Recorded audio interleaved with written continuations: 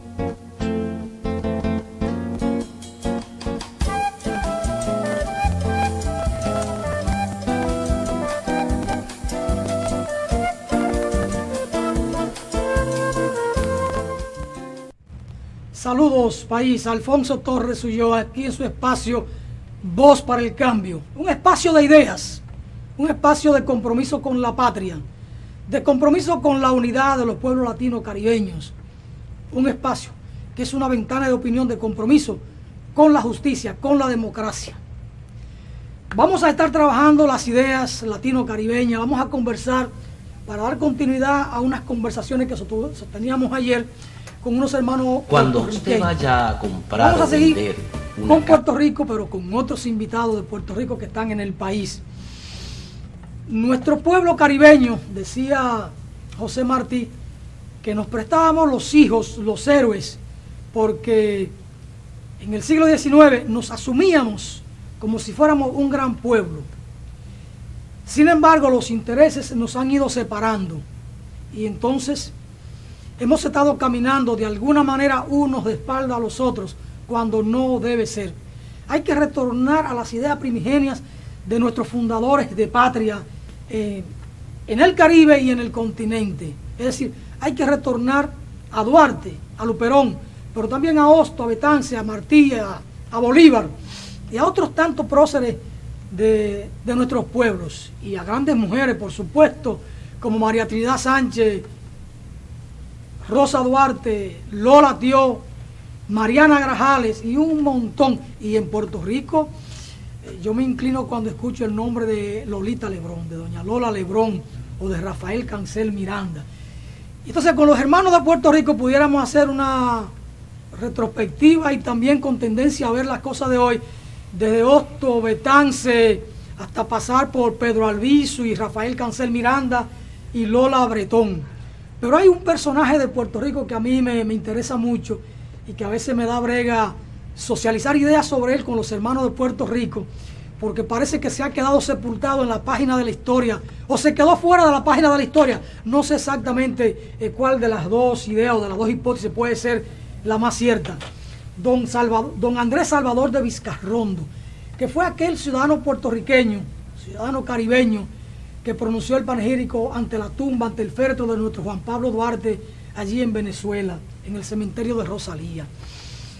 Andrés Salvador de Vizcarrondo fue aquel patriota puertorriqueño que en el año 1838 empezó a trabajar las ideas contra el coloniaje por la independencia de Puerto Rico. Por supuesto, ante un gobierno de ocupación o un ejército de ocupación como el español de aquel entonces, quizá el mayor ejército de la época, no era tan fácil la tarea de la lucha contra el colonialismo. Tuvo que salir corriendo porque lo iban a fusilar. Y ahí fusilaron a un joven dominicano de apellido Sterling, que lo acompañaba en esta. Y se fue a Venezuela. Y cuando Duarte tuvo que correr la misma suerte, se encontraron, eran vecinos en Venezuela, y él escribió y pronunció el panegírico ante los restos mortales de nuestro padre de la patria. Andrés de Vizcarrondo, en ese panegírico, entre otras cosas, decía: valiosos fueron los señalados servicios que este ilustre varón prestó siempre a su patria, como buen cristiano, político, financista, militar y como instruido en varias ciencias, poseyendo los idiomas español, inglés, francés, alemán y portugués. El general Duarte, honrado, persuasivo, dulce y afable por su ilustración y buenas maneras, se hizo estimar y respetar en todo el que tuvo la honra de tratarlo, y deja entre sus amigos y conciudadanos la grata e inolvidable memoria que cual brillante estela sigue a los que como él dejan la tierra para ocupar puestos distinguidos en las espléndidas regiones del cielo. El general Duarte fue el primero que concibió el pensamiento de sacudir la dominación de los haitianos que por 22 años sufrió su país natal, a la cabeza de algunos otros jóvenes contemporáneos dominicanos llenos de abnegación y patriotismo, y agitado por el noble sentimiento de la independencia de su patria, comenzó a fraguar la revolución que dio por resultado la total separación de Haití, proclamada el 27 de febrero de 1844. Y así este ilustre patriota puertorriqueño dice cuantas cosas de Juan Pablo Duarte, y él que conoció y vivió con Juan Pablo Duarte por más de 30 años, 38 años compartieron la vida allí en Venezuela, como buenos amigos, como buenos hermanos, como vecinos. Conoció mejor que una gran cantidad o que la mayor parte de los dominicanos de aquel entonces al padre de la patria. ¿Y quién mejor que Andrés Salvador de Vicarrondo para emitir algunos juicios sobre nuestro Juan Pablo Duarte? Bueno, entonces de estas cosas queremos hablar con el hermano Eduardo Villanueva, el querido Tuto, un ilustre abogado de Puerto Rico, académico, abogado en ejercicio, un expresidente del Colegio de Abogados de Puerto Rico, una de las instituciones más prestigiosas de América Latina y el Caribe en el mundo del derecho, quizá la institución más sólida como institución que aglutina a los abogados de América Latina, quizá la más antigua y la que más ha perdurado en el tiempo con una labor sostenida. Y por supuesto, un patriota, un revolucionario, aunque quizás no le guste que yo lo llame así, pero este espacio es atrevido. Y entonces nos atrevemos a decir las cosas, porque aquí llamamos al pan, pan, al vino, vino. Así que vamos a hablar de Betance, de Hosto, de Luperón, de Pedro Albizu, de Rafael Cancel Miranda, de Lola Lebrón y todas estas cosas. Porque es una pena que en la República Dominicana no conocemos a fondo lo que pasa en Puerto Rico, lo que ha pasado, lo que está pasando, y lo que debe pasar en función de un cambio necesario en la Isla del Encanto. Eduardo, saludos. Un placer tenerte acá. Bueno, vamos a pasar revista a esta cosa, por dónde anda Puerto Rico y de dónde ha venido. Sí. Hosto Betance y su vínculo con la República Dominicana y con Cuba, por supuesto. Claro. Yo creo que hay que actualizar el legado de Hosto, Betance y de Duarte y Luperón, porque no es una cosa del pasado. Ahora mismo hay unos vínculos muy estrechos de Puerto Rico con Santo Domingo de todo tipo. En el Colegio de Mayagüez, por ejemplo, que es una institución universitaria de las más importantes que tenemos en Puerto Rico y en Latinoamérica, y del cual salen profesionales formados para trabajar en Estados Unidos y para trabajar en Europa, van muchos dominicanos a formarse en el área de la ingeniería y en el área de la agricultura. Y hay intercambios científicos, hay intercambios comerciales. Yo tengo amigos puertorriqueños que se han venido a trabajar a Santo Domingo enviados por sus empresas en el área de la farmacéutica, en el área de la biotecnología, y han terminado quedándose aquí porque han descubierto que se sentían también aquí como en Puerto Rico, que hay una similitud profunda en las culturas, no solo por el idioma, sino por los hábitos, especialmente por el apego a la familia, que es algo que nos viene de España por vía de los moros, esa sensación de vivir en tribu y de ayudarse a uno incluso en los peores momentos, esa concepción de lo que es la familia como célula para preservar y para resistir una cultura, la tenemos los cubanos, los dominicanos y los puertorriqueños. Así que para la gente que dice, bueno, esos que se pasan hablando de Duarte, de Luperón, de Hosto, de Betance, de Albizu, están anclados en el pasado, yo les digo que ellos sembraron la semilla, pero el fruto de esa semilla, las nuevas generaciones lo han ido cosechando y lo han ido adaptando a los tiempos, y podemos hacer sociedades modernas, desarrolladas, vinculadas a la globalización de los mercados, a las telecomunicaciones, a la red, pero a la misma vez sabiendo de dónde venimos y cuáles son los valores fundamentales que hay que preservar. Mira, el pensamiento de Juan Pablo Duarte es un pensamiento vigente, porque nuestro pueblo hoy se bate incluso por la plena independencia, por la plena soberanía, y fueron las grandes preocupaciones de Juan Pablo Duarte. Nuestro pueblo está demandando democracia y fue una gran preocupación de Juan Pablo Duarte. Cuando Duarte, por ejemplo, establece que la religión del Estado habrá de ser siempre la católica apostólica, pero sin desmedro de los demás cultos, salvo que y respeten las buenas costumbres. Duarte está sentando un principio de la diversidad, del respeto a la forma de creer de los otros. Él es católico, pero se plantea el respeto a los demás credos. Esto 1844, cuando Duarte nos dice que la ley suprema de la nación es la independencia, es la soberanía plena de toda potencia, dominación e influencia extranjera. Duarte está reivindicando una concepción de independencia plena, absoluta, que la concibe hasta de la influencia extranjera. Eso es un pensamiento vigente. Cuando Duarte nos establece que se ha vuelto a la patria con las armas en la mano, es para luchar contra el sistema colonial y contra todo tratado que tienda a menoscabar en lo más mínimo el territorio nacional. Y cuando aquí los gobiernos nuestros conceden o firman un contrato oneroso que le entregan parte del patrimonio nacional a una corporación extranjera, están afectando el patrimonio nacional, y contra eso Duarte se oponía. Entonces ese es un pensamiento que está vigente. Anoche conversábamos del tema este. Aquí se ha concesionado todo, el aeropuerto, la carretera, los peajes, todo. Duarte estaba opuesto a eso. Entonces ese es un pensamiento que está vigente.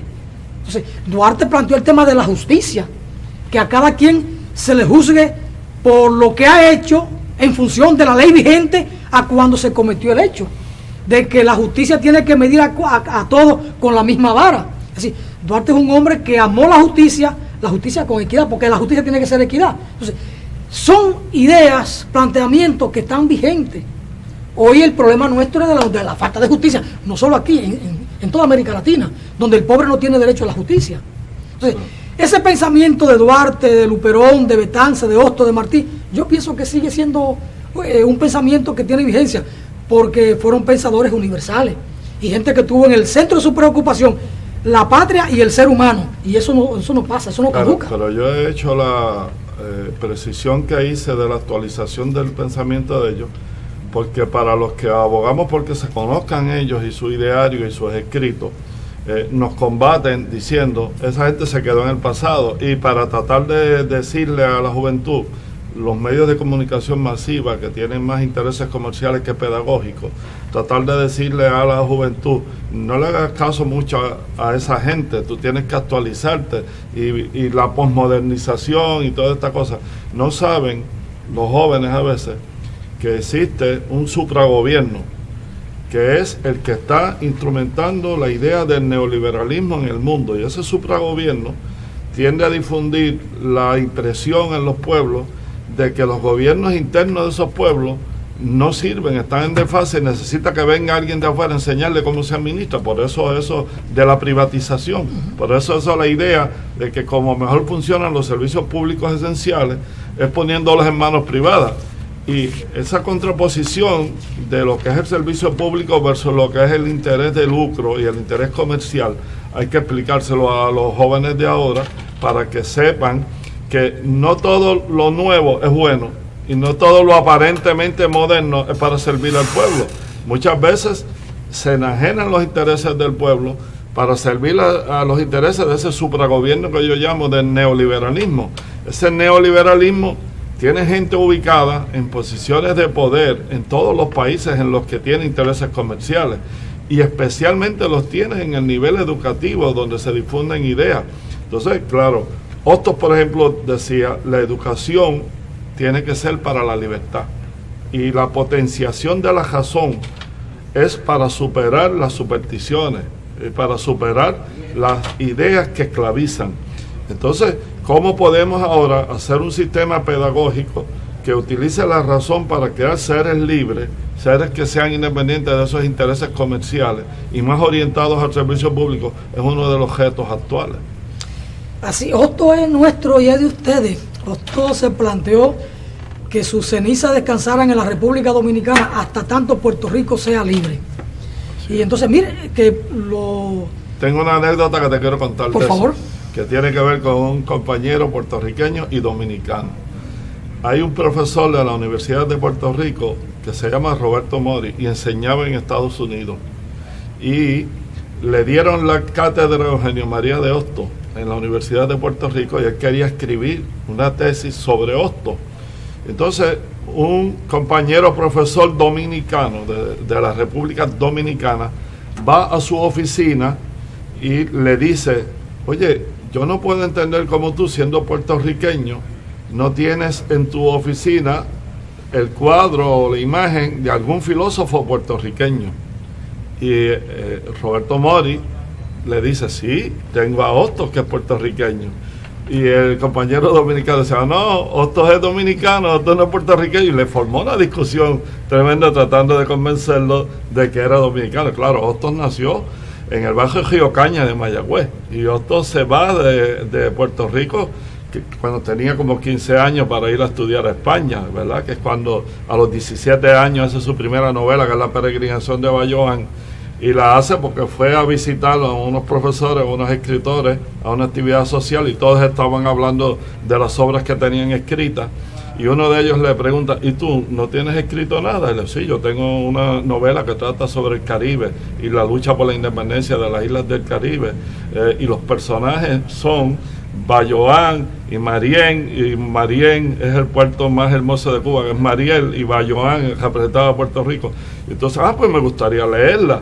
Y Hostos se tuvo que ir para su hospedaje a escribirle el primer capítulo de la novela que le estaba... Porque no la había escrito. No había escrito nada. Y la próxima reunión le iba llevando capítulos. Así fue que La peregrinación de Bayoán se escribió. Qué interesante. Iba a decir Eladio de nuevo, que Eladio es tan amigo mío. Bueno. Eduardo Villanueva, hablando de Hostos y de Betances y su vínculo con República Dominicana y con Cuba, la necesidad de la unidad de las Antillas que ellos trabajaron es ahora más fuerte que nunca, precisamente porque solas tienen debilidades tecnológicas, científicas, comerciales, y juntas pueden ser una potencia, porque lo que tiene Santo Domingo a veces le falta a Puerto Rico, lo que tiene Puerto Rico se lo puede aportar a Santo Domingo en otras áreas, y así con los cubanos. Esa conjunto de intercambio científico, comercial y educativo que se está dando en el ALBA, que se está dando en la Unión Europea, que se está dando con los distintos tratados de libre comercio que se han intentado hacer, es uno natural entre Cuba, Santo Domingo y Puerto Rico, pues por todos esos lazos históricos en común, por la unidad del idioma, por la unidad de la cultura, pero además por lo que te digo, porque lo que se ha planteado es que las economías pequeñas pueden ser más exitosas que las economías grandes. Hay un autor norteamericano que se llama John Naismith, que escribió un libro que es Small is Beautiful, lo pequeño es hermoso, y es mucho más difícil manejar un monstruo, digamos, como es la Unión Europea, y por eso se ha debilitado el euro, y por eso ya hay problemas en las economías de los griegos, etcétera, que lograr la conjunción de tres países que juntos pues no son más de 25 millones entre Santo Domingo, entre República Dominicana, Cuba y Puerto Rico. Y está probado sociológicamente, en términos de planificación, científicamente, que es mucho más eficiente cuando tú haces unidades de gobierno y de comercio pequeñas para desarrollar un modelo sostenible que tener algo inmensamente grande. Allí en Puerto Rico, hace muchos años, vivió un extranjero, se llamaba Leopoldo Corro. Y yo recuerdo que desde la década de 60 y 70 estaba advirtiendo que era mucho mejor hacer comunidades pequeñas para la planificación y para la administración y para la educación que conglomerados de más de 100,000 habitantes, porque se perdía el vínculo personal y se hacía mucho más difícil supervisar cómo estaban funcionando los programas que a largo plazo se querían efectuar. Y esas son lecciones muy útiles para países como nosotros, que si nos juntamos, como te digo, cada uno puede aportarse de su fortaleza y suplir sus carencias. Eduardo, un tema que no quiero pasar el programa sin que lo toquemos, el tema de la identidad de Puerto Rico.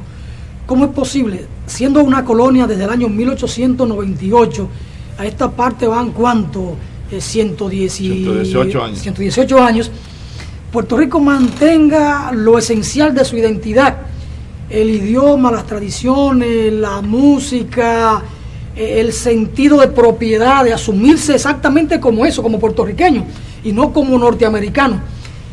¿Qué ha posibilitado en el tiempo este proceso de mantener la identidad y fortalecerla incluso, incluso la bandera? Porque la unidad del espíritu no se mide en años. Se quiso poner en lo identitario del puertorriqueño un ser latinoamericano y caribeño. Eso fue un regalo que nos hizo Dios y nosotros lo hemos preservado. Y cuando hay una cultura fuerte, consciente de sus rasgos comunes, de sí mismo, esa cultura sobrevive aún a los imperios más poderosos. Eso ha pasado con los judíos, eso ha pasado con los palestinos y eso ha pasado con los puertorriqueños aún en la diáspora. Hay tradiciones del espíritu que resisten la fuerza de la asimilación más tecnológica que tú te puedas imaginar. Yo tengo una anécdota muy interesante sobre una periodista que entrevista a Fidel Castro con un tema similar a este, de qué cosas son para siempre y qué cosas entran en desfase. Y al final de esa entrevista ella le dice: oiga, comandante, usted me ha admitido el derrumbe del bloque soviético, el exterminio prácticamente de la guerrilla en Latinoamérica, los cambios que la globalización está imponiendo en el mundo. ¿Usted no cree que su uniforme verde olivo está obsoleto? Y Fidel le contesta inmediatamente: es cómodo, es fresco, es barato. Oiga, a propósito, usted entrevistó al Papa, le preguntó por qué usa sotana, porque hace más de 2000 años que la usan. Es decir, hay cosas que son símbolos y son valores y están apegadas a las potencias del espíritu, y esas no son modas pasajeras, no cambian con la tecnología. Y ser puertorriqueño es hablar español, es sentirse parte de Latinoamérica, es sentirse parte del Caribe, es saber que respetamos a otros países con una personalidad distinta a la nuestra, respetamos al pueblo norteamericano, respetamos a la comunidad europea, respetamos a los orientales, pero el valor de poder respetarlo es que ellos nos respeten a nosotros por lo que nosotros somos y por lo que nosotros valemos, que no es más que ellos, pero tampoco menos que ellos. Se me ocurre así algo que es un atrevimiento de mi parte y quizá lo voy a plantear como un desafío. Puerto Rico nunca ha sido y siempre es, en un momento borinquen, de un tiempo a esta parte, Puerto Rico siempre estuvo, desde el conocimiento, ¿no?, en el ámbito de España, como colonia. Y siendo colonia española, de repente, en 1898, Estados Unidos ocupa Puerto Rico y se hace dueño de Puerto Rico. Y sin embargo, a pesar de todo el tiempo bajo un régimen colonial, Puerto Rico está ahí. Eso tiene una explicación muy sencilla que cae en el campo de la sociología y que obliga a que dejemos de mirarlo como juristas.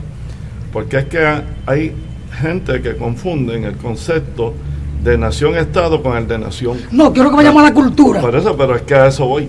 La nación-estado tiene el componente político de la soberanía, de quién es que tiene la última palabra sobre ese país.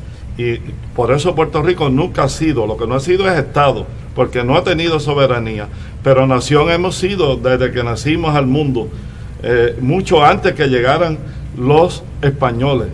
Mucho antes de que llegaran los españoles ya éramos nación, porque los indios nuestros, los indígenas que estaban poblando nuestra tierra, tenían un gobierno, tenían una cultura, tenían un idioma, tenían deporte, tenían una manera religiosa de mirar el mundo, un misticismo propio. Y eso es nación en el concepto sociológico, que son rasgos culturales identificables. Mira, Isabel Allende, la gran escritora chilena, le preguntaron una vez: ¿por qué tú puedes afirmar continuamente que Puerto Rico es una nación si no tiene soberanía, si no manda en su país? Y digo, bueno, porque yo puedo saber cuando hay un puertorriqueño o una puertorriqueña en cualquier parte del mundo donde yo esté presentando un libro. Yo sé que el que desde la fila me grita enseñándome el libro, Isabel, tengo este libro para que me lo firme, ese es un puertorriqueño. Son expresivos, son emotivos, tienen esa confianza de pedirte que intimes con ellos inmediatamente, y eso siempre ha sido, eso no está por ser todavía. Esa personalidad nacional puertorriqueña es la que nos ha permitido a nosotros enfrentarnos al imperio más poderoso del mundo, enfrentar un proceso de asimilación cultural profunda para que tratemos de dejar de ser y seguir siendo. Interesante. Don Eladio, me dio resultado la provocación. Eduardo, quiero dejarte, antes de que yo termine este segmento, estos dos trabajos que publiqué. Duarte, Reto de lo Democrático, donde consigno el panegírico de Andrés Salvador de Vicarrondo sobre nuestro prócer mayor, el dominicano de gloria más pura, y yo lo planteo en este trabajo. Duarte hoy es el reto que tenemos en la República Dominicana, nosotros, para poder reencauzar los destinos de nuestra nación. Te dejo esta obra para fortalecer estos vínculos. Y este es un trabajo de Duarte, donde trabajo las ideas de Duarte antiimperialista, de Duarte, el hombre que amó profundamente a la República Dominicana, a su pueblo, y que vio la soberanía de su pueblo a partir de una determinación propia, muy propia. Así que te dejo estos dos ejemplares para que nos acerquemos más en el tiempo y en las ideas, y podamos abrazarnos como caribeños con mucho más fe, con mucho más fuerza y sabiéndonos hermanos. Así que así será, y a nombre de nuestro pueblo un abrazo grande. Gracias por compartir este segmento conmigo. Pienso que el próximo segmento tú te me quedas ahí y Juan Francisco de la Rosa va a seguir conversando contigo de esto y otros temas que son importantes para nosotros. Vamos a la pausa, señor director.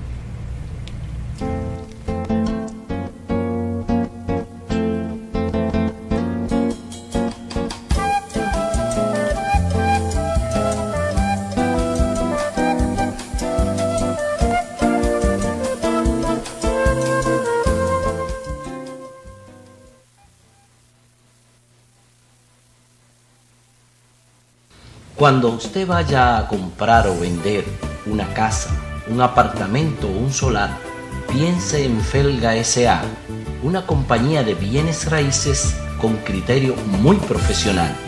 Pero igual, si su interés es alquilar un inmueble, piense en nosotros. Felga S.A. está ubicada en la calle Ramón Santana, esquina Máximo Gómez, en la zona universitaria, con los teléfonos 809-682-7202, 809-688-5593. Recuerde que para comprar o vender o alquilar su casa, piense en Felga S.A.